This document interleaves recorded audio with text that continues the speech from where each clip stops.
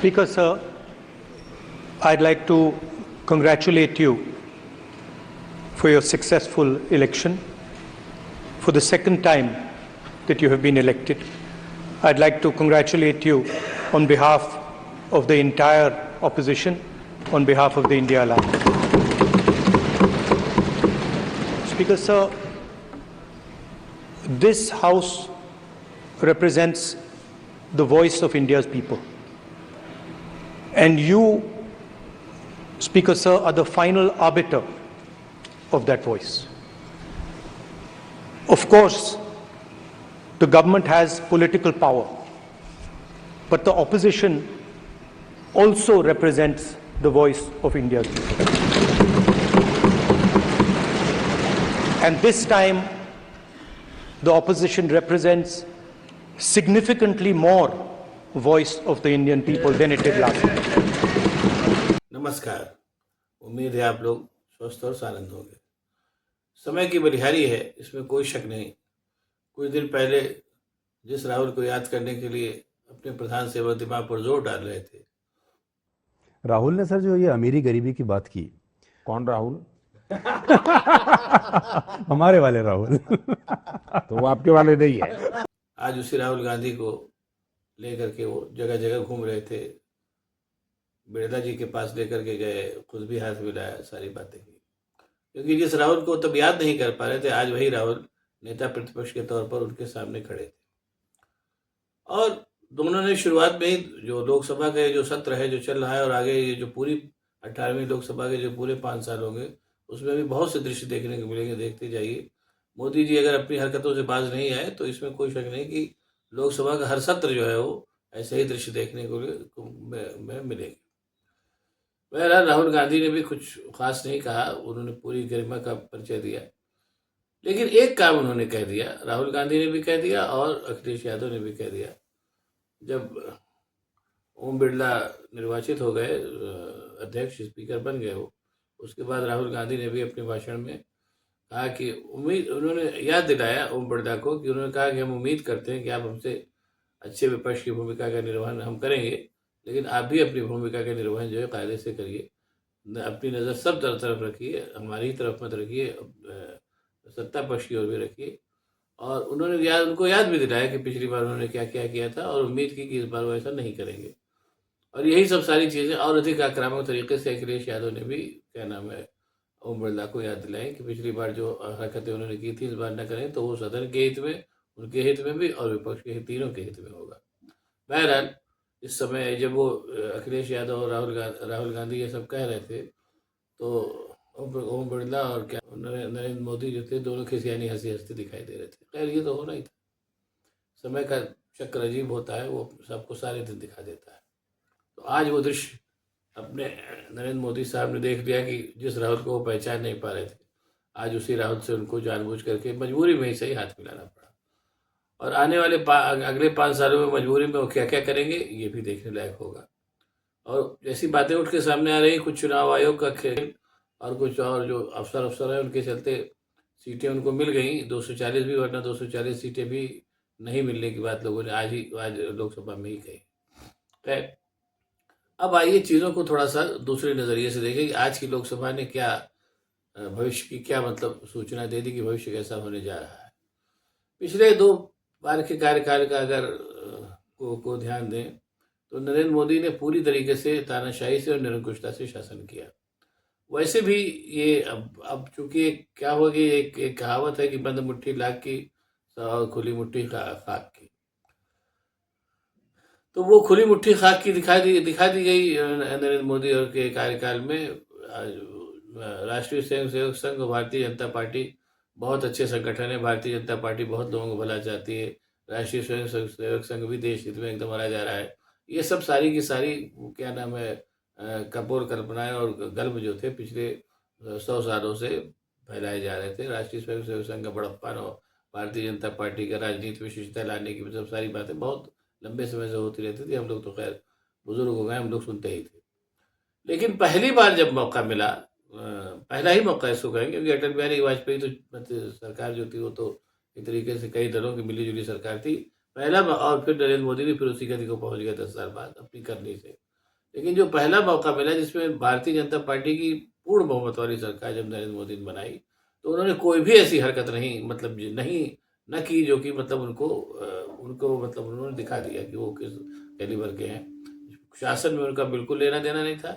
ये पूरा जो 10 साल रहा, ये पूरा 10 साल सरमाएदारों के भले के लिए मोदी जी ने शासन किया है, और जिसमें कि कॉमन मैन के भले के लिए एक भी क्या नाम है स्टेप नहीं लिया उन्होंने। पूरा का पूरा 10 साल का शासन चंद्र सोचा दो हिस्सों में विभाजित था। एक तो कुछ लोगों के भले के लिए 10 साल शासन चला, और उन लोगों के भले जब जो इस शासन के खिलाफ जो लोग खड़े हुए, इत्तेफाक से विपक्ष नहीं था, तो जो भी विपक्ष था उसका उसका मतलब बहुत ही भयानक दमन करने में मोदी जी ने ये 10 साल दिखाए, जिसका नतीजा ये हुआ कि इस बार पूरा का पूरा जो था उनका सुपड़ा साफ हो गया। एक ऐसी सरकार जो 10 साल पूर्ण बहुमत से चली हो, पहली बार से ज़्यादा दूसरे टर्म में उसको सीटें मिली हैं, अगर वो तीसरे टर्म में काफ़ी कुछ नीचे जाएगी तो उसके लिए सुपड़ा साफ कहा जा सकता है। कुल मिला के मोदी जी की ये हालत हुई।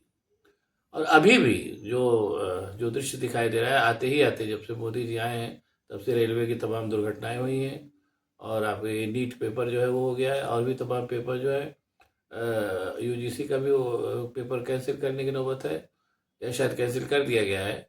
और उसके अलावा भी जो पूरा अगर आप कार्यकाल याद करिए 10 साल का मोदी जी का, तो उसमें तमाम जिनमें एक भी पर्चा ऐसा नहीं था जिसको जो न लीक हुआ। 55 शायद पर्चे टोटल लीक हो चुके हैं मोदी जी के कार्यकाल में। यानी कुल मिलाकर के कहा जाए तो एक माफिया तंत्र शासन कर रहा था, जिसके जिसके उस पर में अपने वो बैठे हुए थे मोदी जी, और वो माफिया तंत्र जो था उनके द्वारा संचालित था। इसमें कुछ लोगों के भले के लिए पूरे देश की संपत्तियां निछावर की जा रही थी, और ज्यादातर लोगों को भगवान के भरोसे छोड़ दिया गया था। कितनी भी भीषिकाएं हुई, कितने लोग मरे जिसका कोई इलाज नहीं है, चाहे वो आपके कोरोना काल के करोड़ों लोगों की जान गई हो। उसके बाद जब उन्होंने वो लगा दिया था क्या नाम है लॉकडाउन, उसमें लाखों लोग परेशान हुए। नोटबंदी में तमाम लोग मर गए।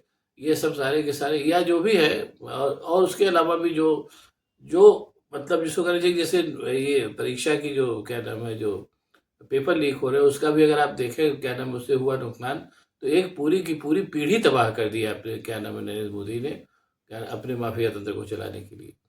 अगर दो ही बातें कही जा सकती हैं कि या तो अपने मोदी जी इन सब लोगों को साया प्रेशर दे रहे थे, और गुजरात में जो किया उससे लगता है कि प्रेशर ही दे रहे थे। गुजरात में भी जो उनका तंत्र था, जो क्योंकि गुजरात में उतनी दूर से जंगल में मोर नाचा किसने देखा है, गुजरात में वो क्या कर रहे थे किसी ने देखा नहीं था। और वो उनका पूरा जो प्रचार तंत्र था, और राष्ट्रीय स्वयं सेवक संघ का जो प्रचार तंत्र था, वो घूम घूम के बता रहा था कि साहब गुजरात में सब कुछ बहुत अच्छा है।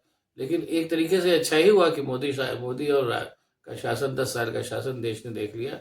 अब देश समझ गया कि दरअसल भारतीय जनता पार्टी और राष्ट्रीय स्वयं सेवक संघ, इनके मूल चरित्र क्या है। इनका मूल चरित्र जो है जनता के भले के बारे में न सोचने के बजाय केवल कुछ लोगों के हित में सोचना है। ये बिल्कुल एकदम कन्फर्म हो गई बात, समझ लीजिए इसको तरीके से। हालांकि आप लोग समझ भी रहे हो। और मैं इसी समय एक बात और कह के फिर बात खत्म करूंगा। उससे आगे की भी चीज़ें आपके समझ में आएंगी, और आगे आपको यही चीज़ लोकसभा में देखने को मिलेगी लगातार इन 5 सालों में। ये मोटे तौर पर बात चल रही है कि ये राष्ट्रीय स्वयं सेवक संघ और भारतीय जनता पार्टी और नरेंद्र मोदी, ये सारे के सारे लोग जो है नेहरू गांधी परिवार से घृणा करते हैं। नेहरू गांधी परिवार से घृणा करने के पीछे कारण मोटा मोटा ये है कि जो भारत की इस समय लोकतांत्रिक स्थिति है, जिसमें जिसमें उस लोकतांत्रिक स्थिति के चलते ये कोशिश की जाती है कि हर आदमी को जो भी वर्ग है, जितनी जातियां हैं, जितने समुदाय हैं, सबके हित का काम हो, सब लोग आगे बढ़े। और जैसा पिछले 50 सालों में कांग्रेस ने अपने शासन में करके दिखाया भी, 1700 करोड़ के बजट से शुरू हुआ भारत का पहला बजट जो था, आज के हजारों करोड़ रुपए के बजट तक जाता है। ये कांग्रेस की देन है, कहना चाहिए। तो जबकि कांग्रेस की ये देन है कि वो सबके भले के लिए काम करना चाहती है, और किया भी उसने। किन्हीं वजहों से उस पर फिर कभी चर्चा होगी। कांग्रेस की संगठन शक्ति क्षीण हुई, और संगठन शक्ति की क्षीण होने के साथ ही साथ भारतीय जनता पार्टी आगे बढ़ी। वरना जब तक कांग्रेस मजबूत थी, भारतीय जनता पार्टी को 75 नहीं था। और कांग्रेस का ये सचमुच का लोकतांत्रिक मिजाज है। वरना जो हाल क्या नाम है अपने मोदी जी ने किया इस बार कांग्रेस को कमजोर पा के, कि कांग्रेस मुक्त भारत बनाएंगे, ये करेंगे वो करेंगे, तमाम तरीके की जिसको कहना चाहिए कि व्यर्थ की बातें करते रहते नरेंद्र मोदी। आज उसी का नतीजा है कि खुद ही उनको क्या नाम है खिसियाना चेहरा लेकर के राहुल गांधी से हाथ मिलाना पड़ रहा था। और अभी जो जो माहौल चल रहा है उसमें ये भी हो सकता है कि 5 साल बाद जो है वो सदन में विपक्ष में बैठे नजर आए और राहुल गांधी प्रधानमंत्री बने। हालांकि ऐसा होगा नहीं। जिस दिन मोदी जी प्रधानमंत्री नहीं रह जाएंगे उस दिन वो क्या करेंगे ये कहना भी ठीक नहीं। सामने समझने वाले समझ भी रहे हैं कि वो मोदी जी क्या करेंगे जिस दिन वो प्रधानमंत्री नहीं रह जाएंगे। तो जो पूरा का पूरा जो कांग्रेस का जो तंत्र है, जो सबके भले की बात करता है, जाति धर्म से सबसे परे उठ करके, उस तंत्र से अपना राष्ट्रीय स्वयंसेवक संघ भाजपा बुरी तरीके से नाराज है। वो पुराना शासन चाहते हैं, यहाँ जो मैंने पहले भी कई बार कहा, आज फिर कह रहा हूँ, जिसमें कुछ लोगों के भले के लिए ज्यादातर लोग काम करें, ऐसा तंत्र वो चाहते हैं। और वो पूरा का पूरा जाति व्यवस्था, वर्ण व्यवस्था सब पूरी फिर वो आज से 500 साल पहले का भारत वापस चाहते हैं, जो संभव नहीं है, लेकिन उसको लाने की कोशिश में, ये मैं फिर इसी बात को कह रहा हूँ कि चूंकि ये एक पुराने समय को वापस लाना चाहते हैं, इसलिए जब जब पावर में आएंगे तब तब आप देखिएगा कि विध्वंस फैला करके भी जाएंगे। पहली बार भी यही हुआ था, दूसरी बार भी यही हुआ, और तीसरी बार भी जब पावर में आएंगे तो यही करेंगे।